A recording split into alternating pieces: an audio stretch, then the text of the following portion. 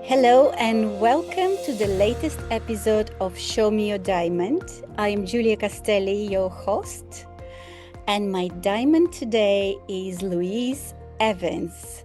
She's a TEDx speaker, an author, coach, and creator of the 5 Chairs. Louise, welcome, and I let you introduce yourself properly. Hello. Yes, nice to see you. And you look as though you're in Hawaii right Yes. now. Yeah. I am in my English garden. It's a beautiful day in London. It's plus 20 degrees, although it's October. It's How amazing. gorgeous is that? Well, I'm speaking to you from Italy, where I've been living now for 40 years. Can you imagine? So Wow. I was born in Great Britain. In fact, my family is Welsh, but I lived in Cambridge for most of my life. And then I spent some time in France and in Germany. And I went back to England, but I kept leaving England and ended up in Italy in 1986, and I have never left it since. There's a long-term love story going on with the Italian culture.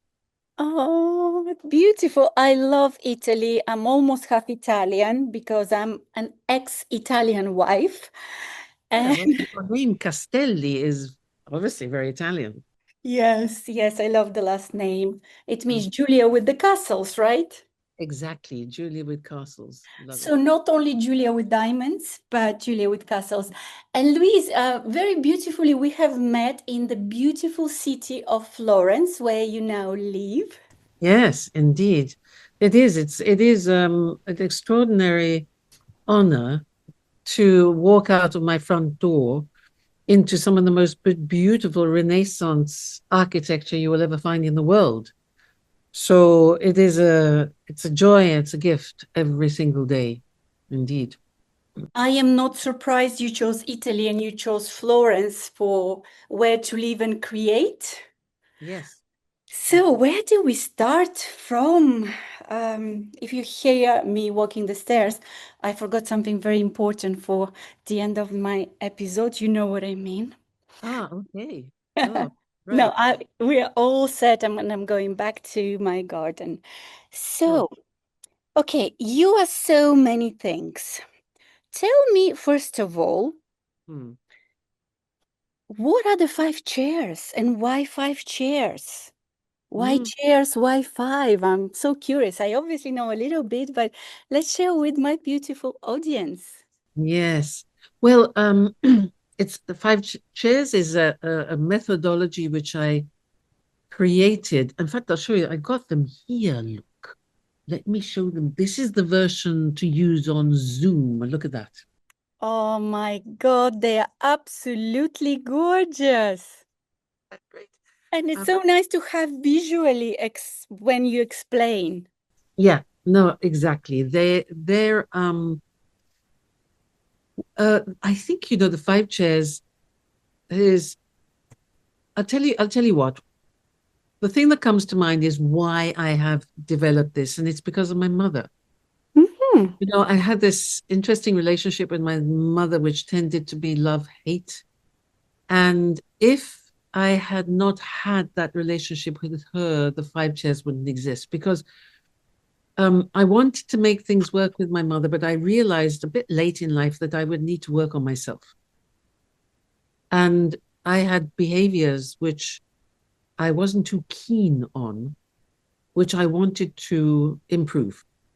And the whole model of the 5 chairs is really about how to become very aware of the behaviors that you're bringing in the world in every moment.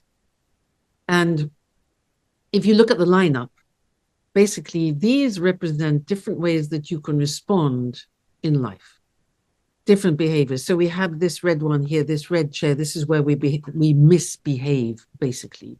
This is where we tend to, if somebody is triggering you, we tend to counterattack the person. We blame, we shame. All the unproductive human behaviors sit in this red chair, which is in fact the jackal chair, because every chair has a color, it has a name, it has a animal metaphor, it has a group of human behaviors and also a quote.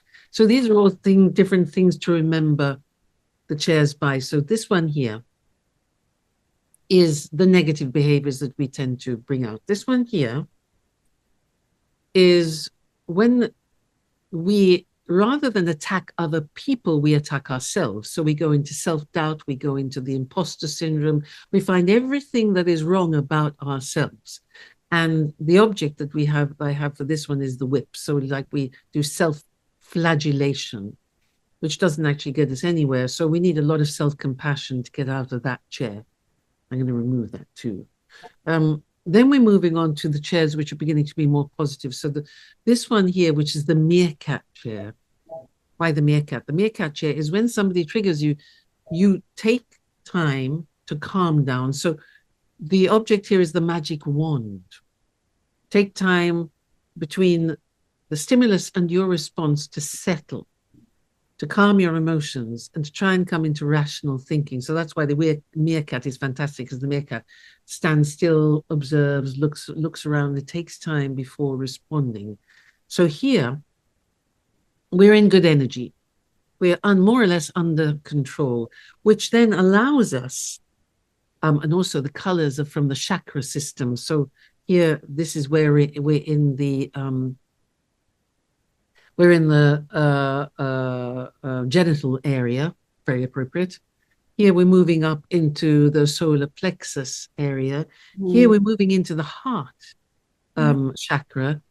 So we're ready now to move into the higher chair, which is the blue chair, the dolphin chair.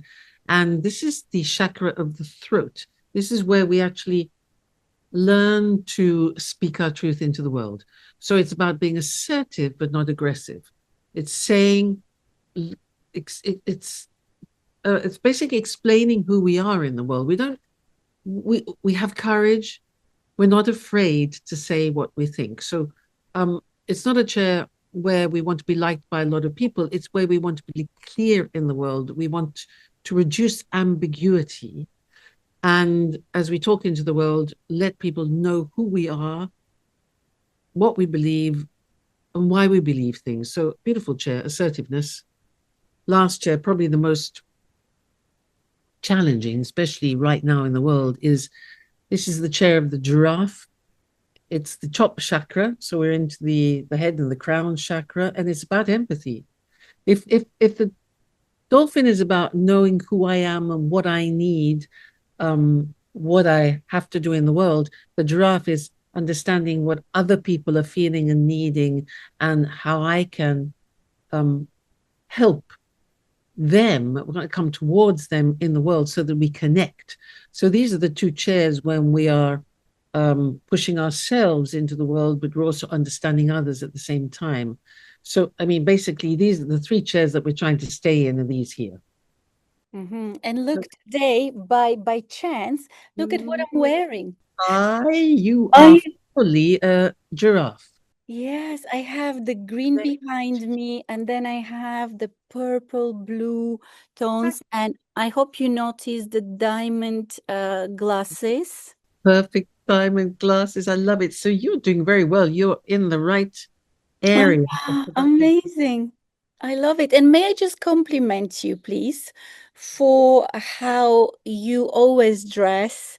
And that's important to me, beauty and fashion and jewelry. Obviously, I'm also in that field. So I really value when a woman comes and she has color, she has the lipstick, the beautiful glasses, that accessories, your earrings, your dress, in black and white. I'll tell you a story about that, because I didn't always dress like this.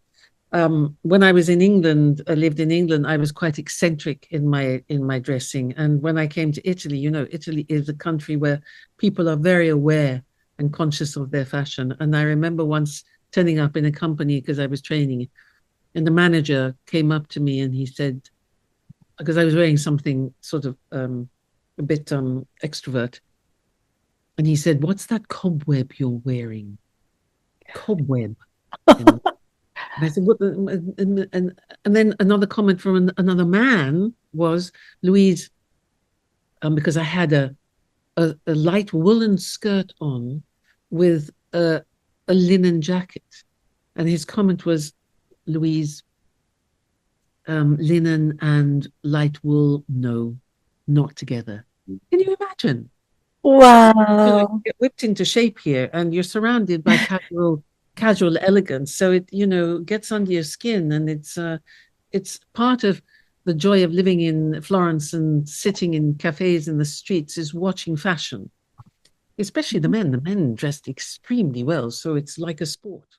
I agree. I agree. And like you, I'm also quite eccentric and with the bright colors and the accessories. But I believe, through fashion and jewelry, that's another way we express ourselves. Absolutely, absolutely, yes. And so, sorry, this was a slight going to fashion and beauty, but let's go back to the beautiful five chairs and the fabulous story of how it came out through your relationship with your mom. What Yes. a beautiful story. So tell me, this is how it came, and then did you manage to transform your relationship with your mom? Because like you, I also have mostly love, but occasionally hate relationship with mine, and she's one of my biggest teachers, and she is helping me polish my diamond almost on daily basis. Mm, absolutely. I think, yes, my relationship with my mother was so very, very important. I thank her every day. Um, I think the thing was that I had to learn a big lesson is that you can never blame another person in your life for your own behaviors. And after I realized that my mother was doing the very best that she could, it was like understanding the beautiful things that she brought into the world. And she, in many ways, had characteristics where she needed to be very much in control of things around her, which sometimes made her very judgmental. And she was trying to control me. And that's why I had to leave her and find myself, find my own woman. And so I lived in France, I lived in Germany, and I came to Italy. I was really getting away from her to become my own woman. But as I did that and I grew, I was also able to appreciate the beautiful things about my mother because she was an artist in her own right and was extremely generous by nature as well. So she had polarities in her character, which I discovered in myself as well.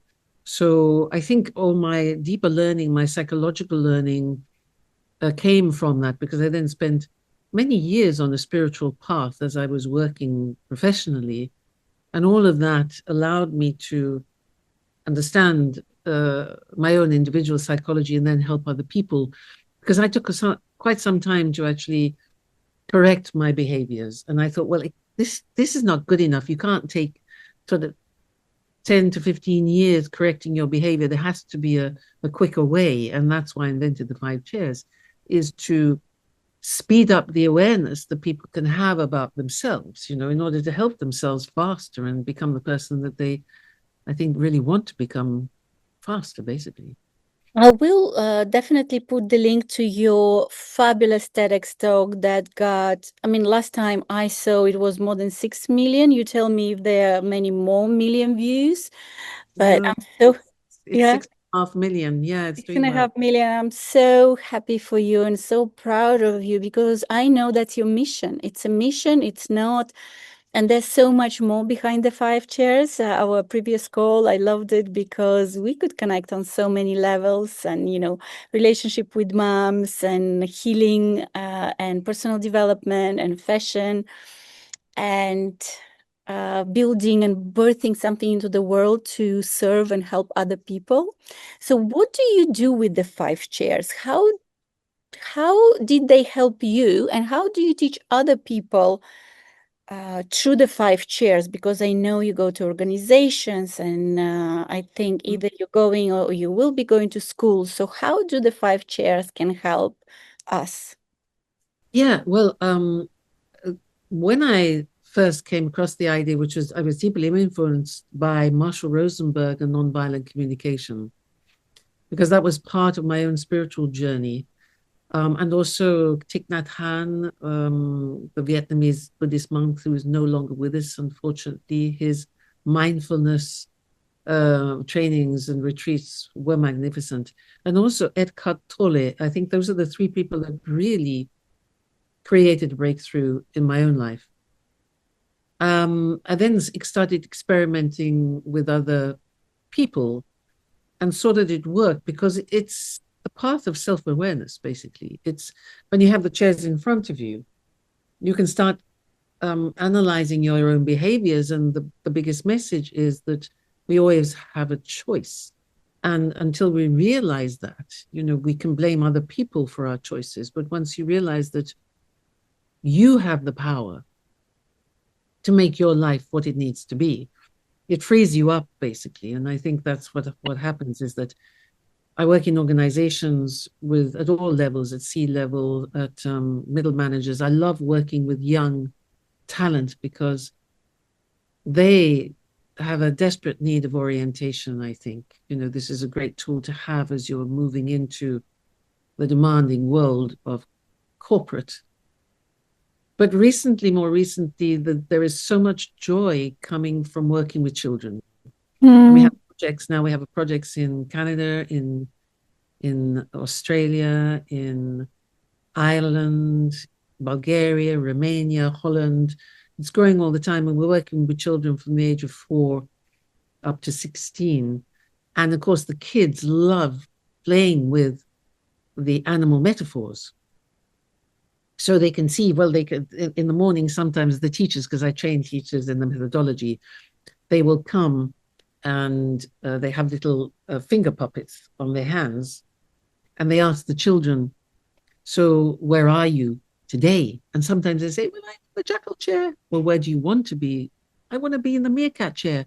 So then it's about how you help people move from one state to another so that they can make more productive choices in their own lives to have a different impact, I think. So right now we're about to actually go to Dubai. There's a huge conference taking place there. And we have a stand, and I'll be able to speak this is education in the Middle East, but also in Europe. It's a great opportunity for the 5 chairs. We've actually been shortlisted for amongst the finalists for an award for best, let's say, product or offer for well-being in schools, which is fabulous, which is exactly what we're trying to achieve. Basically. Congratulations. Thank you. Thank you. Well, have me in mind, should you grow so big that you need more coaches helping children in schools or executives. I'm afraid because I very much like your method, and I love your mission. And tell me, let's now talk about something personal. Okay. Do you believe in love? And is there a love story you would like to share with us? Oh, God, do I believe in love? You bet. We need that. Women need to hear, women and men need to hear some inspiring love stories because, yeah. I do have an inspiring love story. Actually, my present husband is from Palestine. Wow. Yeah. Now, you can imagine. I mean, it's a wonderful story because we met in our 30s. It was quite late, and I'd had quite a few false starts in other relationships. But imagine middle-class British lady meeting Palestinian male. What an interesting encounter that was. Now, my husband in particular was or is extraordinary because he was actually, I met him in Italy because he was to a certain extent, he was in political asylum. He came here because Italy opened their doors to Palestinians, and he was working here, and he was raising money for Palestinian women, which is such an amazing cause. And we met, and we got on like a house on fire. And then you know what it's like with relationships is that you move from the honeymoon phase of the relationship into the real relationship.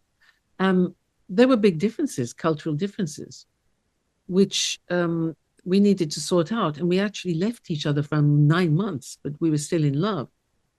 Got back together, and then we just worked on the relationship. And we had a book which we read together, and we had conversations talking about our differences. And we were very disciplined about this. We had some of the best conversations we ever had. And after 3 or 4 months of studying together, as it were, we solved those problems. And now we've been together, and then we got married. We only got married about 4 years ago. So we'd been in the relationship for almost, we've been in a relationship for almost 25 years. And What now a we beauty. celebrate 30 years. So it was a bit unusual, but it was a journey, and we were dedicated to making it work despite the differences, and we've grown together rather than apart. This is really inspirational. We need to hear that. We need to believe in love because love exists. And from your words, I hear that the secret is communications Yeah. and maybe being aware of the differences and trying to solve and find a way to work together. And it's not through changing each other, but any other tips to the women and men out there who are maybe struggling in their relationship apart from communication? I think it's very important to realize that relationships go up and down, and to not give up when they go down. I mean, I have two parents who are an extraordinary example of this. Now, they were married for 75 years. They actually celebrated, it's the platinum wedding anniversary, 75 years. They both died at 98. Now, that is quite extraordinary because usually somebody dies, or relationships, marriages nowadays are lasting only an average of 9 years. Yeah. But I watched my parents move through their own growth as they move through the growth in the marriage, but they never gave up on each other, even through the tough times. And I think we have to be aware of that. That there are going to be times when you'll want to maybe have a change, or you've had enough, or you get bored, or. But never forget, if the love is good, that the foundation is there, and it's about taking care of the relationship even when it's ailing. So and I think that's what's going to happen with my husband too. We've got to such a strong place in the relationship that I can't imagine we will want to let go of it, or that we will fight for it. So I think that's Wonderful. And you also mentioned last time we spoke that another way for some relationships to work, and it's quite possible, is you don't need to always live in the same house. Is that that's correct? Right? that's another good secret, because my husband runs a hotel, and he's in the middle of Tuscany. So he lives there in that area when he's running his hotel, whereas I live in Florence in the city.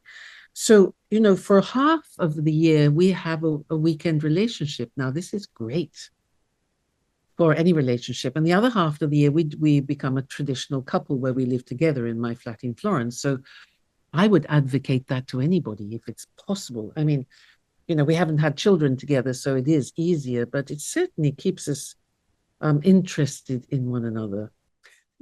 I love that. With my personality, a weekend husband would definitely suit me. Well done. And of course, and it's of course I'm joking because I feel your relationship is absolutely full relationship. It's a beautiful marriage. And I believe through your story, you show an example that marriage can be what you want it to be, what works for you and for your partner. It doesn't have to be that traditional marriage that you have to do ABC, or Yes, I love that. So you are a revolutionary in many ways, and that's inspirational. And knowing that your parents have been Mm, married for 75 years, I don't think I know anyone like that. My mom and my dad did not have a happy marriage. Mostly around me, I see not happy marriages or marriages falling apart. I myself didn't manage to have a happy marriage, although we had beautiful times and we now have two beautiful children out of that beautiful marriage, but it didn't last. So, yeah. yes, love is there, love is possible, and make it your own the way it suits you. This is what we get. I think that's very true what you say. It's about having the courage to The run a courage. relationship the way you want to run it, rather than following social norms. But Julia, one of the most important things is talking. Mm, Is when things go wrong, very often we don't talk enough. We keep it inside. In fact, the statistics in neuroscience are saying that 80% of what we are thinking stays in our minds and only 20% comes out of our mouths. Now, in some situations, that's actually quite useful. But in a marriage, I think it's very, very important when there are difficult times is to put things on the table and not become lazy, mhm, because you do. And the mm. more you have the tougher conversations, the crucial conversations, the closer you get and the more clarity you get too. So I really do advocate talking, you know. Talking. Talking and probably also never forgetting the human in us and being kind, just kind, because I see many couples just getting hostile towards each other. And if you remember why did you fall in love in the first place, I think this is how kindness could be Yeah. reignited. I agree. But you can fall out of love. I mean, and I think this is the thing is that you can fall out of love and then maybe fall back in. The love will change. It will Mm. mature into something different. And sometimes it's actually not easy to move out of what can be a passionate love affair into something which is more ordinary and could feel it's more banal, but really it's about there are stages in life, and it's the companionship which you look forward to as you grow into your older years, the companionship and the trust and the respect, I think, which lasts. So not to underestimate that. Mm. I wish they taught this in school. And I believe what you just said now is so crucial because we were all fed the Walt Disney movies and the happily ever after books and movies. And we all expect that it has to be that kind of romance and it has to be perfect and feel exactly this way and passion and clothes coming off as soon as you get somewhere.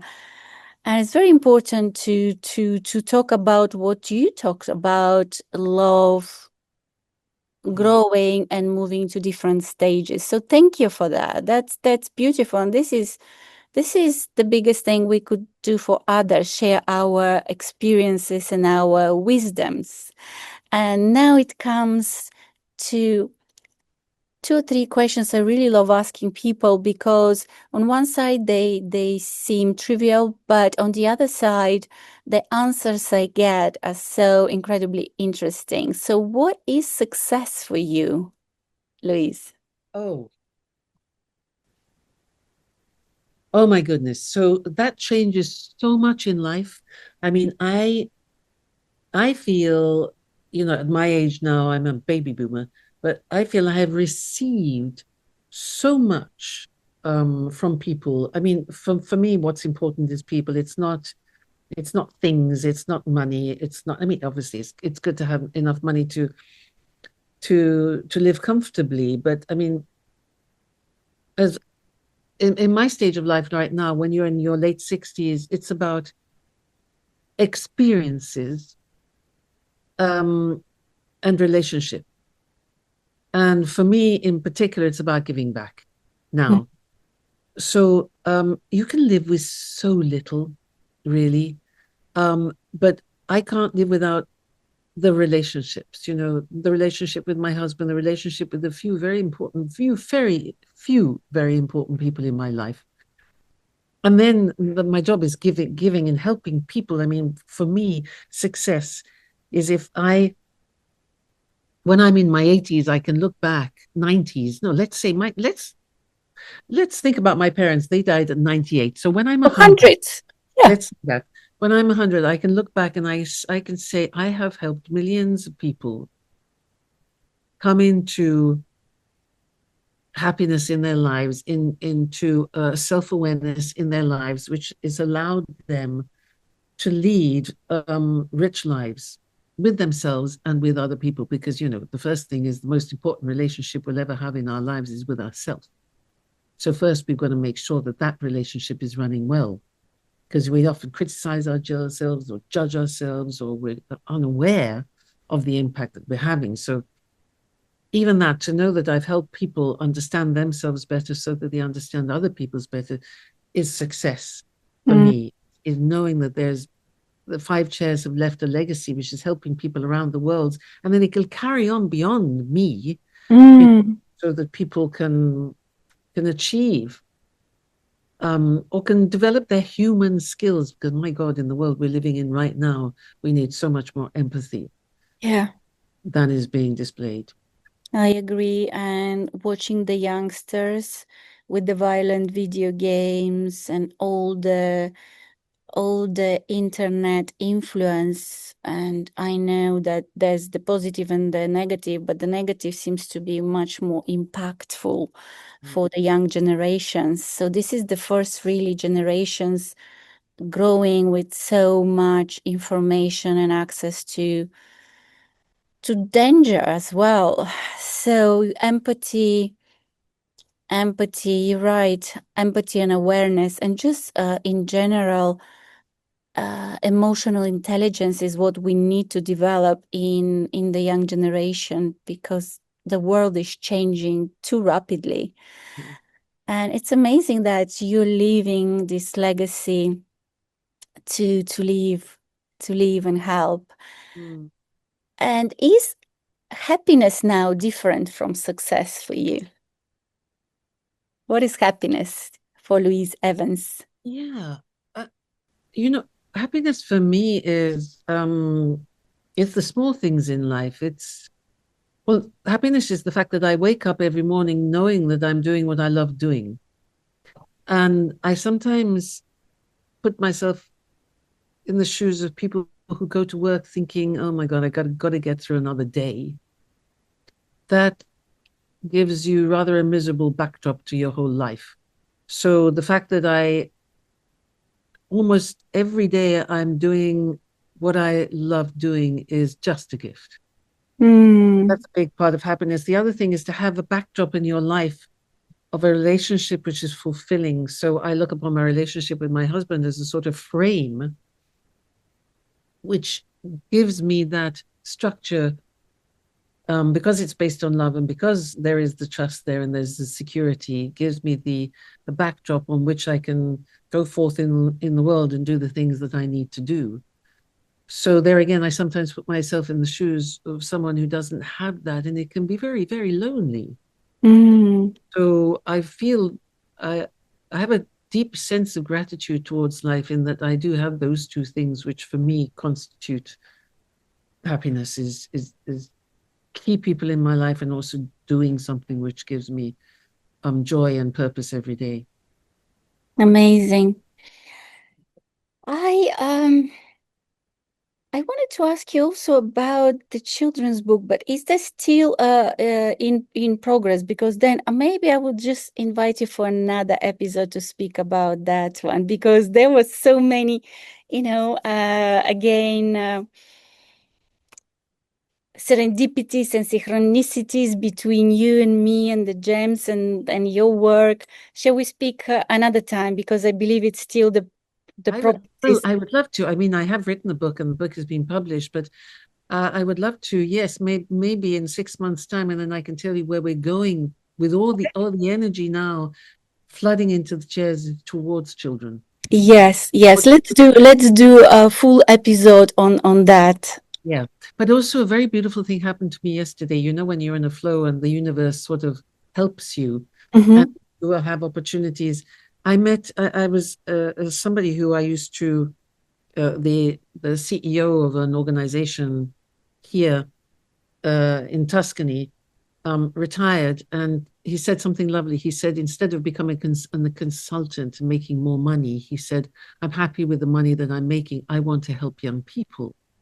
And so he has created this organization to train young people to become leaders of peace. Mm. Now, isn't that gorgeous? And so I'm going to be doing work with him with the five chairs with these young, these are leaders between the age of 20 and 30.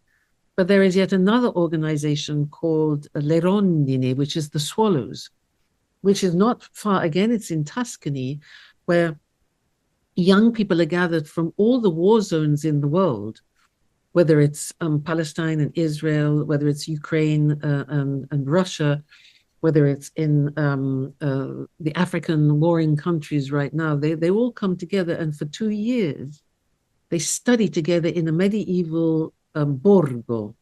Oh, And they become ambassadors for peace, and they go back having again learned to be leaders of peace in the world, to go back and move, be catalysts for hopefully a different type of world.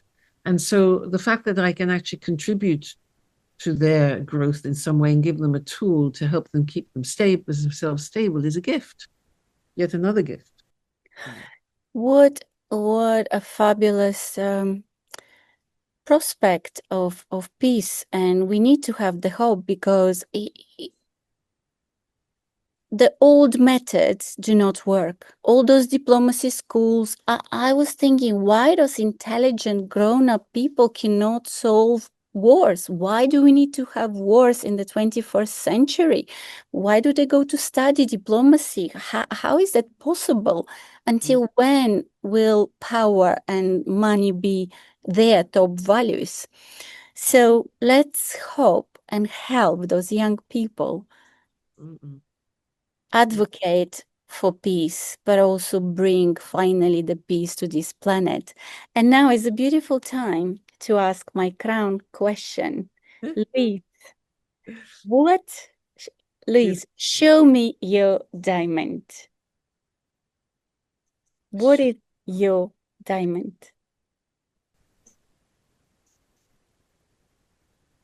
My diamond is joy.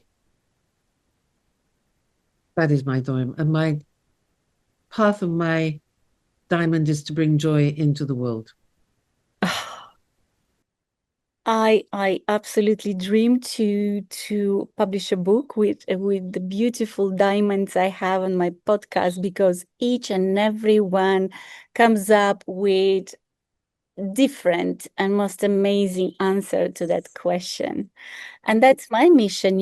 I am in the world of diamonds and jewels, but at a certain point I understood it's not enough to only wear it on our fingers, the neck and the ears, but we need to polish our inner diamond to be kinder, to be better, to think of others, to have courage.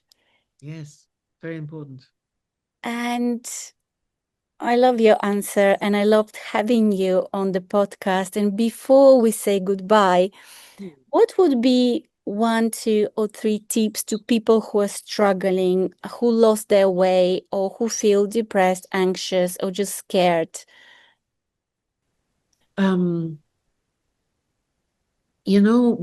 I feel like that, I do something which is, do you know self-havening? Have you heard of Is it like a humming?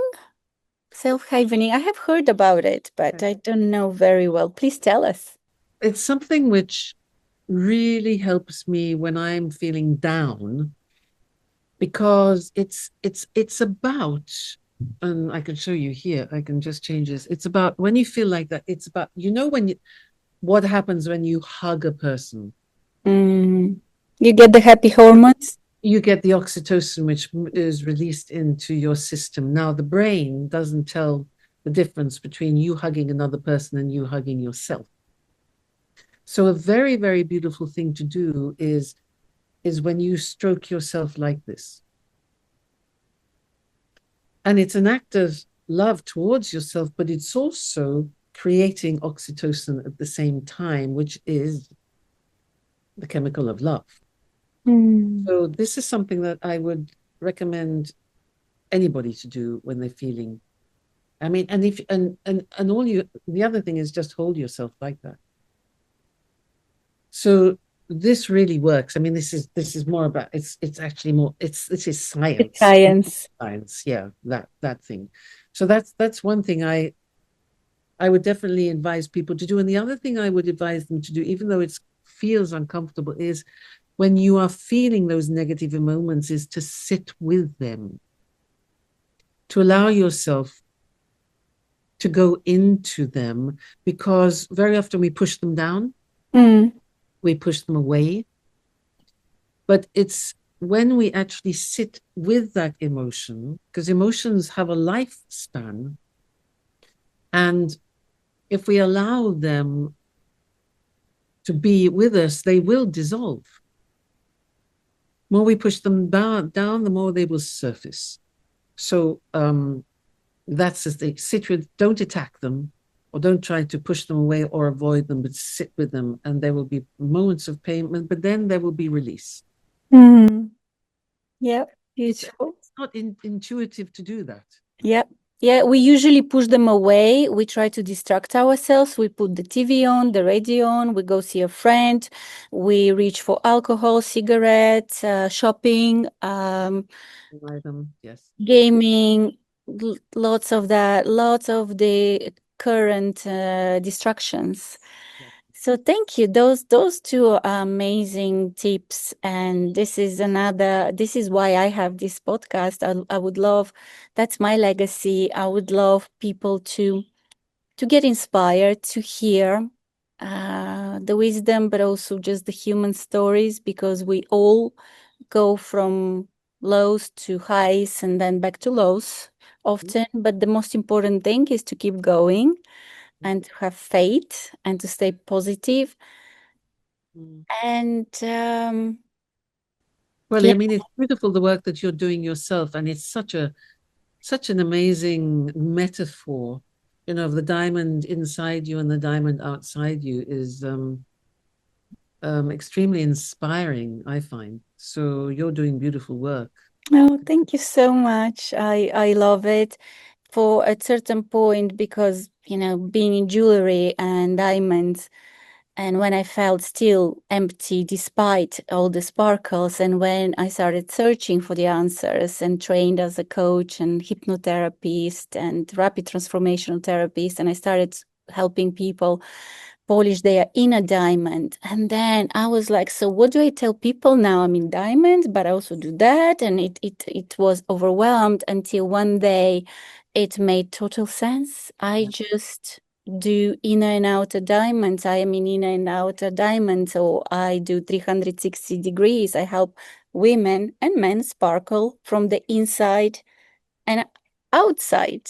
Yes. Yes, I love it. And Show Me a Diamond is the podcast, and Show Me a Diamond is my first book. And yeah, very strongly, like you, I feel that I'm on a mission and the world needs my work. The world needs your work. And for all of you out there listening to us or watching us, the world needs you. You have talent. You know what? I tell you, I think we talked about this last time, because this is where we come together in something very creative. Because I talked about, the story behind a film that I'd love to make, and it's about the thrones which have diamonds in them. But the diamonds have been stolen, so the thrones are no longer activating the balance in the world. And Wow. so this is for another chapter. And this Yeah. is about how the chairs and the diamonds come together. It's amazing. And I would love us to continue talking. And you know what? One day I imagine us together on stage telling those beautiful stories, the chairs, the diamonds. and help many people be self-aware, regulate their emotions, and shine brighter into the world. Louise, I loved this conversation. I love you as a person and your work. Let's keep in touch, and I'll definitely invite you again to inspire my beautiful audience. Thank you, my dear, and thanks so much for your lovely nature. And it was a joy speaking to you. Oh, you're in Italy, and I'm flying to Italy tomorrow, so we'll be united in some way. I'm going to Sardinia, yes. How beautiful is that? Oh, You're, yes. wonderful, fantastic. Italy is amazing. Joy. Thank you, and speak soon. Bye, darling. Take care. You Bye. too. Bye.